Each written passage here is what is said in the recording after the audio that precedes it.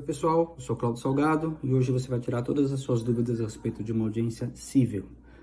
Para começar, assina meu canal, que você vai estar recebendo esses vídeos sempre que eu estiver atualizando alguma coisa ou dando alguma dica importante para que você tenha uma carreira bem legal, principalmente para aqueles novos advogados que às vezes têm algumas dúvidas bastante pertinentes e que a falta da prática acaba impedindo aí de ter um desenrolar legal, tanto nas audiências como às vezes na própria vida prática de advogado, reuniões, etc. Tá bom? Então vamos lá. Hoje na audiência civil, primeiro a gente precisa definir uma questão bem simples, que é a situação civil e civil, né? Tem muita gente que às vezes vai fazer uma audiência civil, não é bem assim, tá? Civil é a matéria, civil é o ato, tá? Então você vai trabalhar numa audiência civil, de um processo civil, mas de um ato civil. Isso é importante lembrar, que às vezes dá uma confundidinha aí, mas é só um detalhe, nomenclatura, né? Mas vamos lá. Como é que funciona, como é que é uma sequência de uma audiência civil? Eu vou passar em parâmetros gerais, mas vou tentar dar alguns detalhes importantes aqui para você também não se confundir quando estiver fazendo as audiências e saber até onde você pode ir, como é que funciona a sequência, não atravessa, né, a parte contrária ou até uma vez que o juiz estiver se manifestando. Primeiro de tudo, quem faz, alguns advogados aqui que com certeza vão estar assistindo, fazem audiência civil e fazem audiência trabalhista, é um pouco diferente, os lados são invertidos. Então é bom ficar atento a esses detalhes, mas por regra, isso em tempos normais, as audiências trabalhistas têm uma movimentação maior do lado de fora, muita gente esperando, as pautas são rápidas, né, com marcações a cada 10 minutos, 15 minutos, então assim, via de regra tem bastante gente em volta de cada vara. No civil já é um pouco diferente, as audiências são marcadas com espaçamentos muito maiores, às vezes chegando a caso de 2 horas, uma para outra, 1 hora de uma para outra, dependendo um pouco da vara que você vai estar, do juiz, do tipo de ação. Às vezes em casos de ações de família, que dependem de muitas manifestações, muitas partes, os depoimentos são longos, então às vezes você vai ter um espaçamento de audiência uma para outra maior. Às vezes já tive casos de ter uma audiência no período da tarde inteirinho e a gente fica às vezes 2h30, 3 horas numa audiência, é normal, pode acontecer, tá? Mas vamos lá, então as pessoas ficam do lado de fora, esperando no horário ali, quando chegar muito próximo do horário, vamos dizer que tem uma audiência marcada para as 14 horas, então quando for mais ou menos 10 minutos antes, eles vão começar a fazer o chamamento do pessoal, e você vai aguardar do lado de fora, ok? Então eles vão chamar todas as pessoas pelos nomes, via de regra chega um escrevente que vai apregoar todo mundo, as partes e as testemunhas, para saber quem é que está lá. Porque às vezes você está fazendo uma audiência, acha que simplesmente estar o seu cliente, seja de um lado ou seja de outro, já é suficiente. Não, se você arrolou testemunhas, se vão as testemunhas para lá, por regra, nesse horário já tem que estar todo mundo, porque o auxiliar do juiz vai pedir as documentações, vai ver tudo direitinho para poder fazer as qualificações dentro da sala e você vai ganhar tempo com isso, tá? Então é importante você saber também que o pessoal já tem que estar lá. Pode acontecer da sua testemunha não ter chegado, tudo bem, a audiência vai começar, vai acontecer o que tem que ir acontecendo. Quando chegar a sua testemunha, você, no momento oportuno de quando você for chamar a sua testemunha, se você não souber que ela chegou ainda ou não, você pode pedir para o juiz conferir se a testemunha já chegou. Então você vai lá fora, ou alguém da sala da audiência pode ir lá confirmar essa presença. Mas enfim, vamos considerar que estejam todo mundo lá e seguimos então. Entrou na sala da audiência, primeiro de tudo, assim, dentro da sala da audiência eu já vi acontecer isso, é bastante constrangedor, mas advogado às vezes novo não consegue identificar quem é o juiz que está lá. Olha só que coisa estranha, mas já aconteceu comigo, já vi isso já acontecer. E ele sai cumprimentando todo mundo de excelência, né? E às vezes está o juiz, 2 auxiliares, ou até um advogado, um estagiário ali do lado, ele sai geral, todo mundo de excelência, fica uma coisa assim, meio assim. Eu já vi o caso uma vez que o juiz falou, não, o juiz aqui sou eu, então fica aquela coisa meio chata, mas passa batido o erro normal, é perfeitamente compreensível, mas evita, porque mostra que muita inexperiência, e isso é um toque importante que eu quero dar para você, porque quando você demonstrar que é um advogado novo, um pouco inexperiente, você vai estar meio nervoso pela audiência e tal, o advogado da parte contrária, seja quem for, qual lado esteja, percebendo isso, ele vai tentar tirar vantagem, que às vezes é uma pessoa já mais experiente, mais antiga, alguns anos de profissão, ele vai tentar te confundir, te atrapalhar. Então, quanto melhor preparado você tiver, menos chance de você errar e cometer alguma gafezinha lá para evitar um constrangimento na audiência desnecessário. Então, seguimos, o juiz chamou todo mundo, cada um senta do seu lado. Primeiro de tudo, existem duas situações que podem acontecer, primeiro de tudo, vamos dizer assim, né? Primeiro, o juiz pode querer analisar naquele momento alguma questão de ordem que ficou pendente do processo.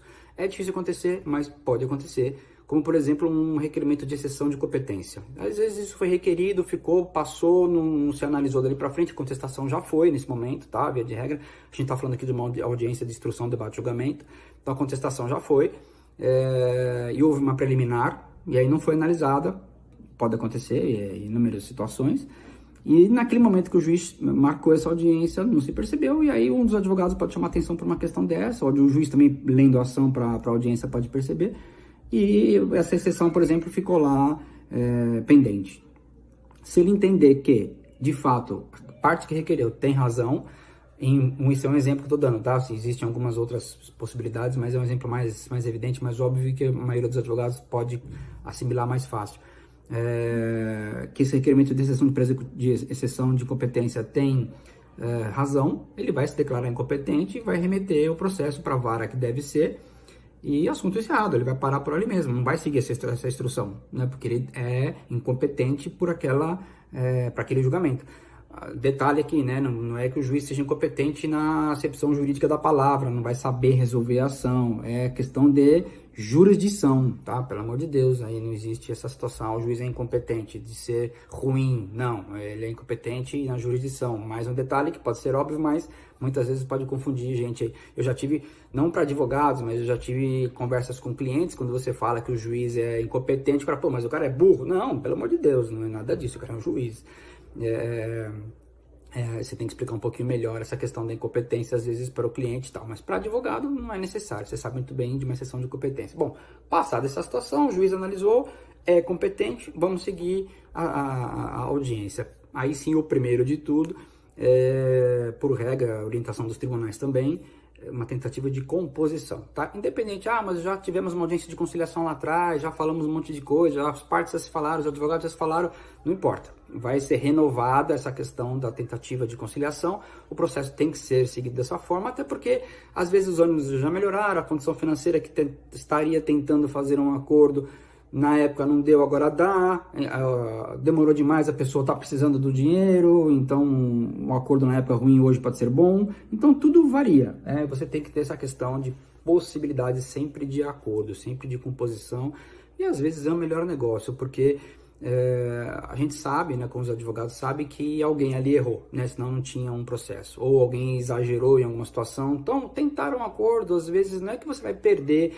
o direito, ou vai abrir mão de um outro direito, não, é chegar no meio termo, né, vamos tentar ver, porque errei um pouquinho, outro também errou um pouco, então a gente tenta melhorar um pouco essa situação. Lógico que tem muitos processos que têm questões pessoais, e as pessoas, por mais errada que esteja de um lado ou de outro, não vão querer fazer nenhum tipo de acordo e vão levar aquilo a ferro e fogo até as últimas consequências. E aí eu chamo, isso vai ser matéria de um outro vídeo meu, da questão ética de advogados e orientações com os clientes, que às vezes um processo, perdão da palavra, mais banal, chega no STF, né? Então, quer dizer, desnecessário completamente, acumula-se ações na justiça, desnecessárias, coisas pequenas que podem ser resolvidas de uma conversa, às vezes um pouco mais clara, mas vai ser matéria de um outro vídeo, vamos lá. Então, passada essa situação, compôs, ótimo, baixa seu termo, o juiz homologa, acabou o problema. Aí, outro vídeo também que depois eu falo sobre não cumprimento desse acordo, mas vamos lá. Não aconteceu a composição, a audiência segue. Bom, então como é que a gente vai ter o segmento disso? Quem vai ser ouvido, qual é a sequência, como é que funciona? O juiz vai ouvir as partes. Tem juízes que não ouvem as partes, a não ser que os advogados queiram que seja ouvida a parte contrária. Então, muitas vezes o juiz entende que a parte já se manifestou na petição, né? Então, o autor já fez a petição inicial, ocorreu a contestação, houve réplica, então aí não há necessidade. Então, quando o juiz às vezes entende que precisa tirar uma dúvida, alguma coisa que não ficou muito bem explicada, ele escuta a parte. E se ele não quiser escutar ninguém, ele pergunta para os advogados se vão querer escutar a parte. Você provavelmente já falou isso na sua manifestação ou inicial ou contestação, seja o que for, você já falou que queria ouvir a parte. Normalmente até já há casos de você já mandar intimar, porque às vezes a parte está sendo representada por um preposto, dependendo do caso, então você quer que chame o sócio da empresa, alguma coisa assim, para você ter então a parte lá. É um ponto importante, é um ponto que tem que tomar cuidado, porque às vezes ouvir a parte, perdãozinho da palavra de novo, mas pode ser um tiro no pé. porque às vezes a pessoa quer falar muito mais do que está numa petição, ou que o advogado, às vezes por ser um advogado novo, não soube retratar exatamente a situação em formato petição, e aí ficou capenga, não está muito bom. E a parte, uma vez sendo ouvida, ela vai explicar detalhadamente os motivos dela, e aí você pode perder a ação. Então toma muito cuidado quando você for ouvir parte, tanto de um lado como de outro. Tenha uma ideia mais ou menos do que vem das respostas, as perguntas têm que ser objetivas e você tem que saber exatamente como trabalhar isso. Não vai simplesmente, quero ouvir parte para mostrar serviço para o seu cliente. Não é desnecessário isso, porque você vai perder o processo e o seu cliente vai falar, pô, que advogado, né? Quer dizer, você comeu umas bolas lá que poderia ter evitado isso. Então, toma um pouco de cuidado com questão de ouvir partes. Mas vamos dizer que foram as partes ouvidas, esclarecerão as coisas e vamos que vamos. Até o seu próprio cliente pode te trair, entre aspas, num depoimento pessoal dele. Tá? Tem que tomar um pouco de cuidado, porque às vezes o cara no escritório, na sua reunião, nas suas anotações, ele fala uma situação, você transcreveu aquilo. Um detalhe importante, tá? Que eu acho interessante, já vi clientes de qualquer forma perderem a ação e culpar o advogado, falar, ele passou na ação coisas que eu não falei. Então eu sempre oriento, e já faço isso há muitos anos, que tudo que o cliente fala comigo, tudo que ele esclareceu, ou vem por e-mail, porque está aprovado, tá? Ou se eu fiz um relatório na hora, na entrevista, ali no tete a tete, a gente faz um resumo e ele assina, como se fosse uma ata, tá? Então isso é uma informação importante para depois ele falar, não foi isso que eu falei. Foi sim, tá? Então tá lá, a gente junta. Eu já vi juízes, inclusive, não na civil que é um pouco mais difícil, mas na trabalhista eu já vi juiz pedir para o advogado juntar a ata, ou a reunião, ou o relatório que ele fez com o cliente com assinatura. E aí ficou bem ruim, entendeu? Porque não tinha. E por sorte eu era advogado da parte contrária, mas vamos lá. Então, ouvidas as partes ou não, você seguiu aquela situação, né? Então faça a coisa direitinho para que você também não seja enganado pela parte, porque de repente o cara te contou uma coisa, na hora da audiência ele contou a menos ou contou a mais, porque vamos falar a verdade, para quem tem um pouco de falta de experiência nisso, dá um nervoso, as primeiras audiências são complicadas, você tem aí uma questão de um juiz na sua frente, advogados, pessoas assistindo, estagiários, normalmente as cíveis são públicas, então sempre tem um movimento na sala. E às vezes a pessoa fica constrangida mesmo, acaba não falando o que precisava, ou falta coisa, ou fala demais, quer explicar demais e complica. Veja, o juiz, ele não é uma pessoa que entende de tudo do mundo inteiro. Por isso que existem as perícias. Então, se você tiver uma matéria muito técnica, não precisa explicar demais, porque já fatalmente teve uma perícia ou alguma coisa nesse sentido, documentos técnicos e tal, que o juiz vai se basear para poder fazer a sentença desse caso. Então, se você vai querer explicar de forma muito técnica, pode acabar complicando a sua vida, né? Então, oriente as testemunhas e oriente o seu cliente a explicar o que precisa, falar objetivamente e deixar a prova técnica, para um caso de uma perícia, se for o caso do processo, tá? Acabada a parte de oitiva das partes, o juiz novamente vai tentar fazer uma composição, e aí, pro objetivo, porque às vezes as partes falaram coisas que já ficou mais ou menos claro, ele vai tentar compor. Um detalhe importante, pode ser invertida a oitiva das partes, autor primeiro e réu depois? Pode inverter isso, ouvir primeiro o réu, depois o autor? Não, sob pena de nulidade, tá? Porque assim, ninguém pode se defender de alguma coisa que não sabe que está sendo acusado. Então, primeiro você tem que ter uma acusação, depois você tem que ter uma defesa. Pode acontecer essa inversão, desde que por algum interesse processual, que aí os advogados têm que concordar com isso, e vai ter que constar isso na ata da audiência, justamente para evitar um futuro problema. Porque às vezes uma das partes está fora da audiência, está sendo ouvido por precatória, ou sei lá, está alguma situação longe. Precatória não, porque seria mais por uma questão da testemunha, mas eu já tive casos que você tem a parte do processo que fica em outra comarca, fica longe, então tem documentos que tem que ser enviados de lá para cá, o juiz está ouvindo uma parte, está ouvindo outra, então às vezes essa inversão pode ser possível. Não é muito católico, vamos dizer assim, não é muito bom, porque confunde um pouco de processo. Se a parte réu for ouvida primeiro, normalmente o juiz vai suspender essa audiência para que esse réu seja ouvido primeiro. Então você tem aí umas questões aí que podem ser avaliadas. Sai um pouco da caixinha, são medidas de exceção, precatórias, rogatórias e tal, e às vezes a situação muda um pouco de figura, mas normalmente as precatórias são mais praticadas para testemunhas. Partes é difícil, pode acontecer, mas é mais difícil, tá? Não conciliou pela segunda vez, vamos para as testemunhas. Da mesma forma, vai ser ouvida primeiro as testemunhas do autor, depois testemunhas do réu, no mesmo sentido também de provar, tentar provar o que você vinha alegando na sua defesa ou na sua contestação. Mais uma vez eu chamo atenção para testemunhas. Se certifique que essas testemunhas de fato sejam testemunhas, que sabem o que aconteceu, que viram alguma coisa, que tem como te fornecer informações, porque eles vão te trazer informações, né? Então vocês sabem, tem alguns tipos de testemunhas, mas vamos lá para aquelas presenciais, que são as principais para um processo, né? Às vezes a testemunha, no mesmo afã da parte, quer tentar provar o máximo possível, porque está sob juramento, quando testemunha, mas mesmo assim, como o juiz não tem como provar na hora, as partes não têm como provar na hora, ele acaba tentando ajudar um pouco a parte que ele está representando ali, e acaba falando demais, ou falando de menos, explicando demais ou explicando de menos. E o pior dos casos que tem é quando você leva uma testemunha que chegou para você no escritório, porque você precisa perguntar para o seu cliente se ele tem testemunhas, quem são e tal, então você precisa saber, colher essas informações dessas testemunhas, saber o que eles sabem, para saber se é aproveitável ou não, porque às vezes a pessoa aceita tudo, chega lá e te conta uma história que não tem nada a ver com o peixe, então você descarta e acabou.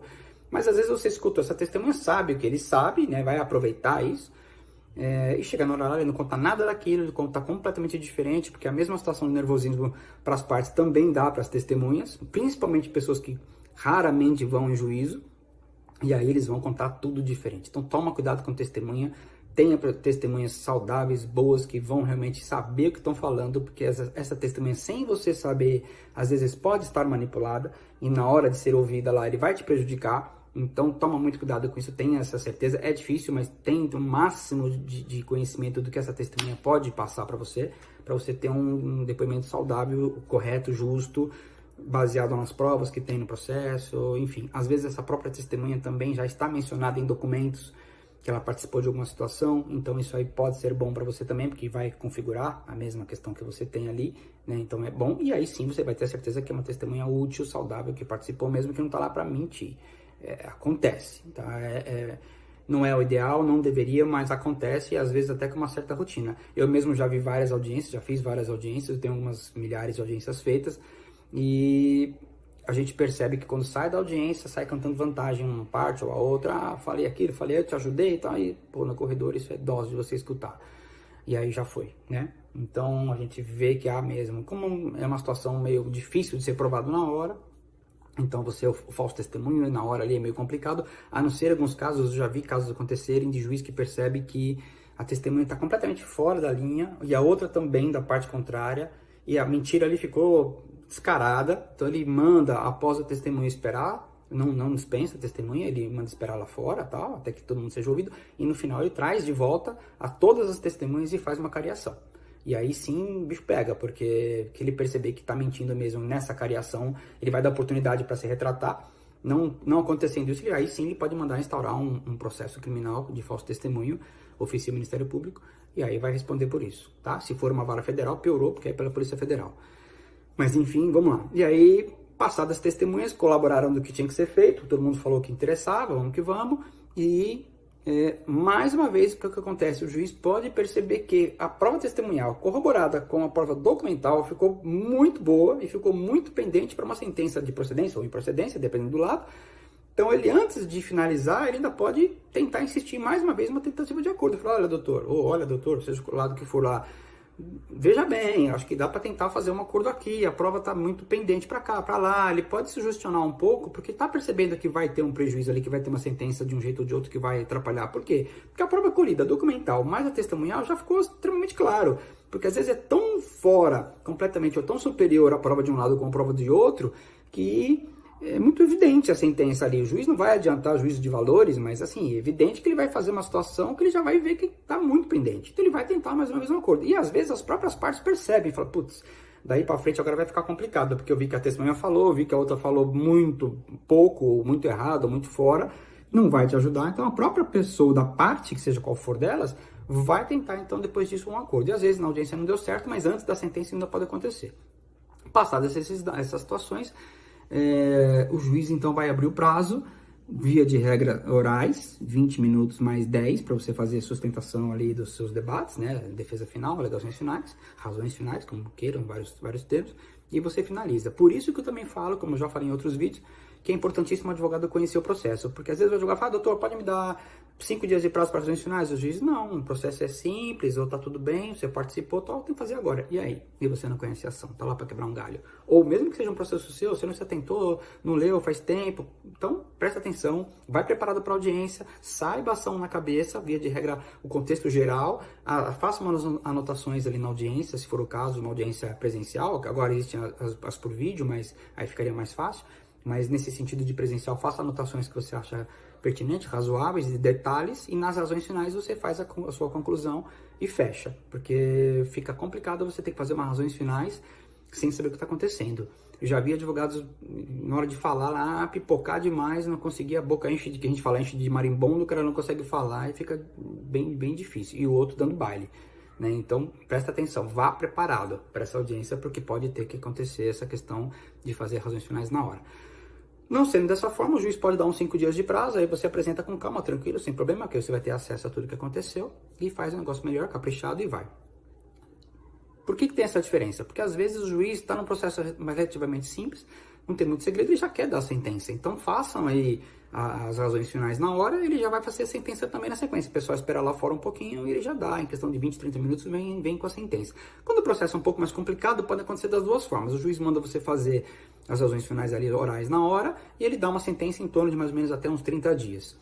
E, dependendo do caso, após, eu já tive também casos assim, que mesmo após as razões finais, de um processo até um pouco mais complicado, mas o juiz muito capaz, estava já muito inteirado da situação, mesmo assim ele fez a sentença na hora, demorou até um pouco mais, a sentença veio um pouco longa, em alguns casos, e aí assim, já prolatou na hora a sentença, a gente já ficou com a situação resolvida. Se você tiver essa sentença na hora, via de regra, acordo dali para frente já fica um pouco mais difícil, porque já tem uma definição. Então, uma parte ganhou, outra perdeu, ou ganhou parcialmente, enfim, você já vai ter mais ou menos um juízo de valor, e aí fica mais difícil você fazer um acordo que favorecesse alguém. Mas, às vezes, nessas razões finais, para a sentença que não sai na hora, às vezes daí 20, 30 dias de tempo, de prazo, já tive até muito maior do que isso, mas enfim, a média é essa. Aí sim você pode entrar em contato ou receber uma ligação, e-mail e tentar uma composição para poder matar. Se você fizer algum acordo nesse sentido, faça, ok, finaliza, manda por petição, as partes assinando e pede para o juiz homologar antes da sentença, que dá tempo, tá? Não há problema em relação a isso. Tá bom? Acho que ficou claro, deu para dar uma boa ajuda para vocês aí, ficou um pouquinho longo o vídeo hoje, mas ele é um vídeo um pouco mais detalhado, porque a questão das audiências civis é um pouquinho mais diferenciadas das trabalhistas. Mas ainda vou voltar com parte de recursos cíveis, que aí sim a variação é bastante grande, e a gente vai explicando para vocês aí. Tá bom, gente? Qualquer coisa, prestem atenção nos vídeos, assumam a posição de advogado e valorizem a nossa profissão, tá bom? Um abração, tchau, tchau.